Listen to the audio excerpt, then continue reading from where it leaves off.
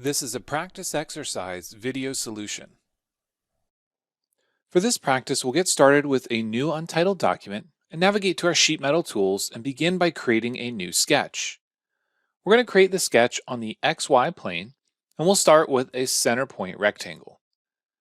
The center point rectangle will be approximately 150 millimeters by 150 millimeters.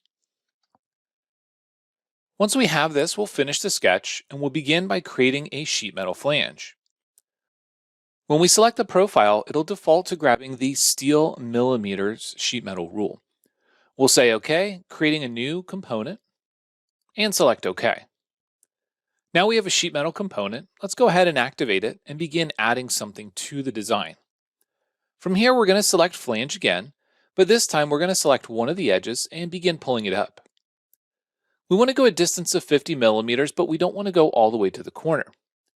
To modify this, we'll change from full edge and we'll select symmetric. We're going to drag this in until the distance is set to 60 millimeters. We also want to modify the bend position. We're going to make it adjacent and we'll say OK. Using our right-click marking menu, we're going to repeat the flange, once again pulling it up 50 millimeters, modifying it to be symmetric, and dragging it until we have 60 millimeters. Note that it is remembering the adjacent option, and we can say OK. Using our right-click marking menu, we're going to repeat this again, once again pulling up a distance of 50 millimeters, modifying the edge to be symmetric, and dragging this in until we're down to 60 millimeters. We'll repeat this one last time on the far edge.